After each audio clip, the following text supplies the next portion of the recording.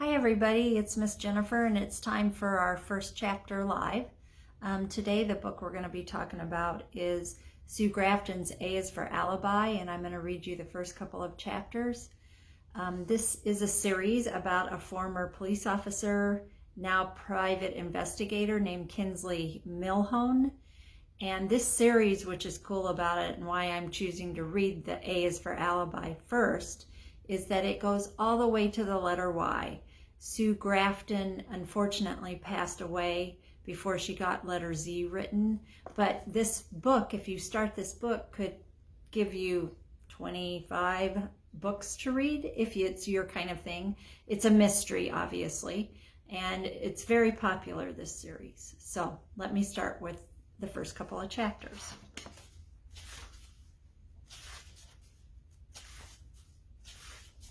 My name is Kinsley Milhone. I'm a private investigator, licensed by the state of California. I'm 32 years old, twice divorced, no kids. The day before yesterday, I killed someone, and the fact weighs heavily on my mind. I'm a nice person, and I have a lot of friends. My apartment is small, but I like living in a cramped space. I've lived in trailers most of my life, but lately they've been getting too elaborate for my taste. So now I live in a one-room, a bachelorette. I don't have pets. I don't have houseplants. I spend a lot of time on the road, and I don't like leaving things behind. Aside from the hazards of my profession, my life has always been ordinary, uneventful, and good. Killing someone feels odd to me, and I haven't quite sorted it through. I've already given a statement to the police, which I initialed page by page and then signed. I filled out a similar report for the office files. The language in both documents is neutral, the terminology opaque, and never says quite enough. Nikki Fife first came to my office 3 weeks ago. I occupy one small corner of a large suite of offices that house the California Fidelity Insurance Company for whom I once worked. Our connection now is rather loose. I do a certain number of investigations for them in exchange for 2 rooms with a separate entrance and a small balcony overlooking the main street of St. Teresa. I have an answering service to pick up calls when I'm out, and I keep my own books. I don't earn a lot of money, but I make ends meet. I've been out for most of the morning, only stopping by the office to pick up my camera. Nikki Fife was standing in the corridor outside my office door. I had never really met her, but I'd be present at her trial 8 years before, but I had been present at her trial 8 years before when she was convicted of murdering her husband, Lawrence, a prominent divorce attorney here in town. Nikki was in her late 20s then, with striking white blonde hair, dark eyes, and flawless skin. Her lean face had filled out some, probably the result of prison food with its high starch content, but she still had the urethral look that made the acquisition of murder seem so androgynous at the time. Sorry, my words are not working today. Her hair had grown out now to its natural shade, a brown so pale that it appeared nearly colorless. She was maybe 35, 36, and the years at the California Institute for Women had left no visible lines. I didn't say anything at first, just opened the door and let her in. "You know who I am?" she said. "I worked for your husband a couple of times." She studied me carefully. Was that the extent of it? I knew what she meant.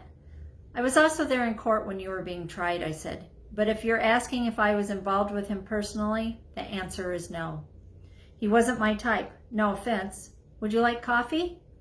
She nodded, relaxing almost imperceptibly. I pulled the coffee pot from the bottom of the file cabinet and filled it from the Sparkletts water bottle behind the door. I liked it that she didn't protest the trouble I was going to. I put in a filter paper and ground coffee and plugged in the pot. The gurgling sound was comforting, like the pump in an aquarium. Nikki sat very still, almost as though her emotional gears had been disengaged. She had no nervous mannerisms, didn't smoke or twist her hair. I sat down in my swivel chair. "When were you released?" "A week ago." "What's freedom feel like?" She shrugged. "Feels good, I guess, but I can survive the other way too. Better than you'd think. I took a small carton of half and half out of the little refrigerator to my right. I keep clean mugs on top, and I turned one over for each of us, filling them when the coffee was done. Nikki took hers with a muttered thanks. Maybe you've heard this once before, she went on, but I didn't kill Lawrence, and I want you to find out who did. Why wait this long? You could have initiated an investigation from prison and maybe saved yourself some time. She smiled faintly. I've been claiming I was innocent for years. Who'd believe me? The minute I was indicted, I lost my credibility. I want that back, and I want to know who did me in. I had thought her eyes were dark, but I could see now that they were metallic gray. Her look was level, flattened out, as though some interior light were growing dim. She seemed to be a lady without much hope. I had never believed she was guilty myself, but I couldn't remember what had made me so sure. She seemed passionless, and I couldn't imagine her caring enough about anything to kill. You want to fill me in? She took a sip of coffee and then set the mug on the edge of my desk. I was married to Lawrence for 4 years, a little more than that. He was unfaithful after the first 6 months. I don't know why it came as such a shock. Actually, that's how I got involved with him. When he was with his first wife, being unfaithful to her with me. There's a sort of egotism attached to being a mistress, I suppose. Anyway, I never expected to be in her shoes, and I didn't like it much. According to the prosecutor, that's why you killed him. Look, they needed a conviction. I was it, she said, with the first sign of energy. I've just spent the last 8 years with killers of one kind of another, and believe me, the motive isn't apathy. You kill people you hate, or you kill in rage, or you kill to get even, but you don't kill someone you're indifferent to. By the time Lawrence died, I didn't give a damn about him. I fell out of love with him the first time I found out about the other woman. It took me a while to get it all out of my system. And that's what the diary was all about, I asked. Sure. I kept track at first. I detailed every infidelity. I listened in on phone calls. I followed him around town. Then he started being more cautious about the whole thing, and I started losing interest. I just didn't give a shit. A flush had crept up to her cheeks, and I gave her a moment to compose herself.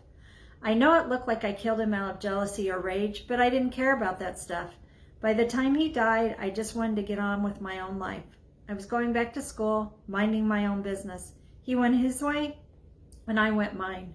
Her voice trailed off. Who do you think killed him? I think a lot of people wanted to. Whether they did it or not is another matter. I mean, I can make a couple of educated guesses, but I don't have proof of anything, which is why I'm here. Why come to me? She flushed again slightly. I tried the 2 big agencies in town, and they turned me down. I came across your name in Lawrence's old Rolodex. I thought there was a certain kind of irony hiring someone he had once hired himself. I did check you out with Con Dolan down in homicide. I frowned. It was his case, wasn't it? Nikki nodded. Yes, it was. He said you had a good memory. I don't like having to explain everything from scratch. What about Dolan? Does he think you're innocent? I doubt it, but then again, I did my time, so what's it to him? I studied her for a moment. She was forthright, and what she said made sense. Lawrence Fife had been a difficult man. I hadn't been all that fond of him myself. If she was guilty, I couldn't see why she would stir it all up again. Her ordeal was over now, and her so-called debt to society had been taken off the books except for whatever remaining parole she had to serve. Let me think about it some, I said. I can get in touch with you later today and let you know. I'd appreciate that. I do have money, whatever it takes. I don't want to be paid to rehash old business, Miss Fife. Even if we find out who did it, we have to make it stick, and that could be tough after all this time. I'd like to check back through the files and see how it looks. She took a manila folder out of her big leather bag. I have some newspaper clippings. I can leave those with you if you like. That's the number where I can be reached. We shook hands. Hers was cool and slight, but her grip was strong. Call me Nikki, please. I'll be in touch, I said. I had to go take some photographs of a crack in a sidewalk for an insurance claim, and I left the office shortly after she did, taking my VW out the freeway. I like my car's cramped, and this one was filled with files and law books, a briefcase which I keep my little automatic cardboard boxes. I keep my little automatic cardboard boxes and a case of motor oil given to me by a client. He had been cheated by 2 con artists who had allowed him to invest $2,000 in their oil company. The motor oil was real enough, but it wasn't theirs. Just some Sears 30 weight with new labels pasted on it. It had taken me a day and a half to track them down. In addition to the junk, I keep a packed overnight case back there too, for God knows what emergency. I wouldn't work for anyone who wanted me that fast. It just makes me feel secure to have a nightgown, toothbrush, and fresh underwear at hand. I have my little quirks, I guess. The VW's a 68, one of those vague beige models with assorted dents. Needs a tune-up, but I never have time. I thought about Nikki as I drove. I had tossed the manila folder full of clippings on the passenger seat, but I really didn't need to look at them. Lawrence Fife had done a lot of divorce work, and he had a reputation as a killer in court. He was cold, methodical, and unscrupulous, taking any advantage he could. In California, as in many states, the only grounds for divorce are irreconcilable differences or incurable insanity, which eliminates the trumped-up adultery charges that were the mainstay of divorce attorneys and private eyes in the old days. There is still the question of property settlements and custody, money and children, and Lawrence Fife could get his clients anything. Most of them were women. Out of court, he had a reputation as a killer of another kind, and the rumor was that he had mended many a broken heart in that difficult period between interlocutory and final decrees. I had found him shrewd, nearly humorless, but exact. An easy man to work for because his instructions were clear and he paid in advance. A lot of people apparently hated him. Men for the price he extracted, women for the betrayal of their trust. He was 39 years old when he died. That Nikki was accused, tried, and convicted was just a piece of bad luck. Except for cases that clearly involve a homicidal maniac, the police like to believe murders are committed by those we know and love. And most of the time they're right. A chilling thought when you sit down to dinner with a family of 5. All those potential killers passing their plates. As nearly as I could remember, Lawrence Fife had been having drinks with his law partner, Charlie Scorsini, the night of his murder. Nikki was at a meeting of the Junior League. She got home before Lawrence, who arrived about midnight.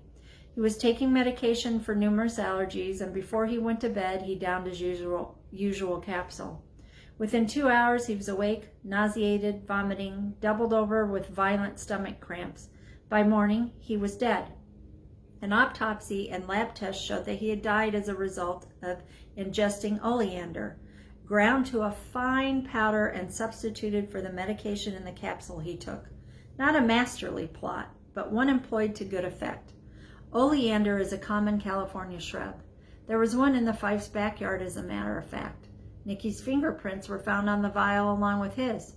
A diary was discovered among her possessions, certain entries detailing the fact that she found out about his adulteries and was bitterly angry and hurt, contemplating divorce. The district attorney established quite nicely that no one divorced Lawrence Fife without penalty. He had been married and divorced once before, and though another attorney had handled his case, his impact was evident. He obtained custody of his children, and he managed to come out ahead financially.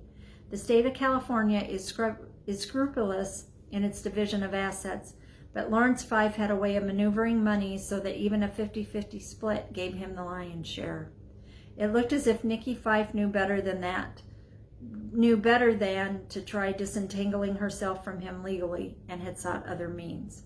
She had motive. She had access. The grand jury heard the evidence and returned an indictment. Once she got into court, it was simply a question of who could persuade 12 citizens of what. Apparently, the DA had done his homework. Nikki hired Wilfred Bentonell from Los Angeles, a legal whiz with a reputation as the patron saint of lost causes. In some sense, it was almost like admitting her guilt. The whole trial had a sensational air. Nikki was young. She was pretty. She was born with money. The public was curious, and the town was small. It was all too good to miss. Chapter 2. I think I'll read you this one. just so you can kind of see where it goes from there. But I hope you're intrigued enough to maybe start this whole series. Santa Teresa is a Southern California town of 80,000, artfully arranged between the Sierra Madres and the Pacific Ocean, a haven for the object rich. The public buildings look like old Spanish missions. The private homes look like magazine illustrations. The palm trees are trimmed of unsightly brown fronds, and the marina is as perfect as a picture postcard with the blue-gray hills forming a backdrop and white boats bobbing in the sunlight. Most of the downtown area consists of 2- and 3-story structures of white stucco and red tile, with wide soft curves and trestles wound with gaudy marine bougainvillea.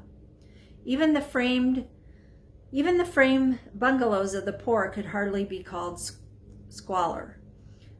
The police department is located near the heart of town on a side street lined with cottages painted mint green with low stone walls and trees dripping with lavender blossoms. Winter in Southern California consists of an overcast and is heralded not by autumn but by fire. After the fire season comes the mudslide, and then the status quo is restored and everything goes on as before. This was May. After I dropped the roll of film off to be developed, I went into the homicide department to see Lieutenant Dolan. Con is in his late 50s with the aura of the unkept. Bags under his eyes, gray stubble or its illusion, a pouchy face, and hair that's been coated with some kind of men's product and combed across a shiny place on top. He looks like he would smell of Thunderbird and hang out under bridges throwing up on his own shoes, which is not to say he isn't very sharp. Con Dolan is a lot smarter than the average thief. He and killers run about neck and neck. He catches them most of the time and only occasionally guesses wrong. Few people can outthink him, and I'm not sure why this is true, except that his powers of concentration are profound and his memory clear and pitiless. He knew why I was there, and he motioned me back to his office without a word. What Con Dolan calls an office would do for a secretary anywhere else. He doesn't like being shut away, and he doesn't much care for privacy. He likes to conduct his business tipped back in his chair with his attention half turned to what's going on around him. He picks up a lot of information like that, and it saves him needless talk with his men. He knows when his detectives come and go, and he knows who's been brought in for questioning, and he knows when reports aren't being done on time and why. "What can I do for you?" he said, but his tone didn't indicate any particular desire to help. Excuse me. My throat was getting parched. "I'd like to look at the files on Lawrence 5. He arched an eyebrow at me ever so slightly. "It's against department policy. We're not running a public library here." "I didn't ask to take them out. I just want to look." "You've let me do that before." "Once." "I've given you information more times than that, and you know it. Why hesitate on this? That case is closed." "Then you shouldn't have any objections. It's hardly an invasion of anyone's privacy." His smile then was slow and humorless, and he tapped a pencil idly loving. "I imagined the power to turn me down. She killed him, Kinsey. That's all there is to it. You told her to get in touch with me. Why bother with it if you didn't have a doubt yourself?" "My doubts have nothing to do with Lawrence 5, he said. "What then?" "There's more to this one than meets the eye," he said evasively. "Maybe we'd like to protect what we've got." "Ah, are we keeping secrets?" "Oh, I've got more secrets than you've ever dreamed about," he said. "Me too," I said. "Now why are we playing games?" He gave me a look that might have been annoyance and might have been something else. He's a hard man to read. "You know how I feel about people like you. Look, as far as I'm concerned, we're in the same business," I said. "I'm straight with you. I don't know what kind of gripes you have with the other private investigators in town, but I stay out of your way, and I've got nothing but respect for the job you do. I don't understand why we can't cooperate with one another." He stared at me for a moment, his mouth turning down with resignation. You'd get more out of me if you'd learned to flirt," he said grudgingly. "No, I wouldn't. You think women are a pain in the ass. If I flirted, you'd pat me on the head and make me go away." He wouldn't take the bait on that one, but he did reach over and pick up the phone, dialing identification and records. "This is Dolan. Have Emerald bring me the files on Lawrence 5. He hung up and leaned back again, looking at me with a mixture of speculation and distaste. "I better not hear any complaints about the way you handle this. If I get one call from anyone, and I'm talking about a witness who feels harassed or anyone else, including my men or anybody else's men, you're up shit creek. You got that? I held up 3 fingers besides my temple dutifully. Scout's honor. When were you ever a scout? Well, I was a brownie once for almost a week, I said sweetly. We had to paint a rose on a hanky for Mother's Day, and I thought it was dumb, so I quit. He didn't smile. You can use Lieutenant Becker's office, he said when the files arrived, and stay out of trouble. I went into Becker's office. It took me 2 hours to sort through the mass of paperwork, but I began to see why Con had been reluctant to let me look, because just about the first thing that came to light was a series of telexes from the West Los Angeles Police Department about a second homicide. At first I thought it was a mistake, that the communication from another case had been inadvertently sandwiched into the wrong file, but the details narrowly leapt off the page and the implications made my heart go pity-patter. An accountant named Libby Glass, Caucasian female, age 24, had died from ingesting ground oleander 4 days after Lawrence Fife died. She had worked for Haycraft and McNeese, a business management firm representing the interests of Lawrence Fife's law office. Now, what the hell was that about? I flipped through copies of investigators' reports, trying to piece together the story from terse departmental memorandums and penciled summations of telephone calls flying back and forth between the Santa Teresa and West Los Angeles police departments. One memo noted that the key to her apartment had been found on the key ring in Lawrence Fife's office desk drawer. A lengthy interview with her parents didn't add anything. There was an interview with a surly-sounding ex-boyfriend named Lyle Abernathy, who seemed convinced that she was romantically involved with a certain unnamed Santa Teresa attorney, but no one had pinned it down much beyond that. Still, the connection was ominous enough, and it looked like Nikki Fife's alleged jealous rage might have included the object of her husband's philanderings as well as the man himself, except there wasn't any proof.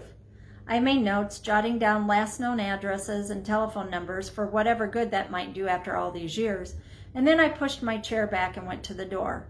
Con was talking to Lieutenant Becker, but he must have known what I wanted because he excused himself, apparently satisfied that I hadn't missed the point. I leaned on the door frame waiting. He took his sweet time ambling over. You want to tell me what that was about? His expression was bemused, but there was an air of bitterness about it. We couldn't make it stick, he said flatly. You think Nikki killed her too? I'd be willing to bet on it, he snapped. I take it the DA didn't see it that way. He shrugged, shoving his hands in his pockets. I can read the California Evidence Code as well as the next man. They called off my dogs. The stuff in the file was all circumstantial, I said. That's right. I shut my mouth, staring off at a row of windows that badly needed to be cleaned. I didn't like this little turn of events at all, and he seemed to know that. He shifted his weight. I think I could have nailed her, but the DA was in a big hurry, and he didn't want to jeopardize his case. Bad politics. That's why you don't like being a cop yourself, Kenzie, working with a leash around your neck. I still don't like that, I said. Maybe that's why I'm helping you, he said, and the look in his eyes was shrewd. What about follow-up? Oh, we did that. We worked on the Libby Glass angle for months off and on. So did the West LAPD. We never turned up anything. No witnesses, no informants, no fingerprints that could have placed Nikki Fife at the scene. We couldn't even prove that Nikki knew Libby Glass. You think I'm going to help you make your case? Well, I don't know about that, he said. You might. Believe it or not, I don't think you're a bad investigator. Young, yet, and sometimes off the wall, but basically honest at any rate. If you turn up evidence that points to Nikki, I don't think you'd hold that back now, would you? If she did it. If she didn't, then you don't have anything to worry about. Con, if Nikki Fife has something to hide, why would she open this whole thing up again? She couldn't be that kind of fool. What could she possibly gain? You tell me. Listen, I said, I don't believe she killed Lawrence in the first place. So you're going to have a hell of a time persuading me she killed someone else as well. The phone rang 2 desks over, and Lieutenant Becker held up a finger, looking over at Con. He gave me a fleeting smile as he moved away. Have a good time, he said. I scanned the file again quickly to make sure I hadn't overlooked anything, and then I closed it up and left it on the desk. He was in deep conversation with Becker again when I passed the two of them, and neither looked up at me. I was troubled by the idea of Libby Glass, but I was also intrigued. Maybe this was going to be more than a rehash of old business. Maybe there was more to be turned up than a trail that was 8 years cold. By the time I got back to the office, it was 4:15 and I needed a drink. I got a bottle of Chablis out of my little refrigerator and applied the corkscrew. The 2 coffee mugs were sitting on my desk. I rinsed out both and filled mine with wine tart enough to make me shudder ever so slightly. I went out onto the 2nd floor balcony and I looked down at State Street, which runs right up the middle of downtown Santa Teresa, eventually making a big curve to the left and turning into a street with another name. Even where I stood, there were Spanish tile and stucco arches and bougainvillea growing everywhere. Santa Teresa is the only town I've ever heard of that made the main street narrow, planted trees instead of pulling them up, and constructed cunning telephone booths that look like small confessionals. I propped myself up on the waist-high ledge and sipped my wine. I could smell the ocean and I let my mind go blank, watching the pedestrians down below. I already knew that I would go to work for Nikki, but I needed just these few moments for myself before I turned my attention to the job to be done. 5 o'clock I went home, calling the service before I left. Of all the places I've lived in Santa Teresa, my current cubbyhole is the best. It's located on an unpretentious street that parallels the wide boulevard running along the beach. Most of the homes in the neighborhood are owned by retired folks whose memories of the town go back to the days when it was all citrus groves and resort hotels. My landlord, Henry Pitts, is a former commercial baker who makes a living now at the age of 81 by devising obnoxiously difficult crossword puzzles, which he likes to try out on me. He's usually also in the process of making mammoth batches of bread, which he leaves to rise in an old shaker cradle on the sun porch near my room. Henry trades bread and other baked goods to a nearby restaurant for his meals, and he also, as of late, became quite crafty about clipping coupons, declaring that on a good day he can buy $50 worth of groceries for $6.98. Somehow these shopping expeditions seem to net him pairs of pantyhose, which he gives to me. I am halfway in love with Henry Pitts. The room itself is 15 feet square, outfitted as living room, bedroom, kitchen, bathroom, closet, and laundry facility. Originally, this was Henry's garage, and I'm happy to say that it sports no stucco, red Spanish tile, or vines of any kind. It is made of aluminum siding and other wholly artificial products that are weather resistant and never need paint. The architecture is completely nondescript. It is to this cozy den that I escape most days after work, and it is from here that I call Nikki and ask her to meet me for a drink. So that's the first 2 chapters of A is for Alibi by Sue Crafton. Like I said, this series is about Kinsley Milhone, and it goes all the way up to the letter Y. That gives you 25 books you could read in this series if you start it. We have them all here at the library.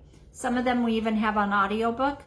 So come on in, check it out if you're interested, and maybe I've given you just a little bit of a glimpse at what the series could bring. All right, thank you, and I appreciate you joining.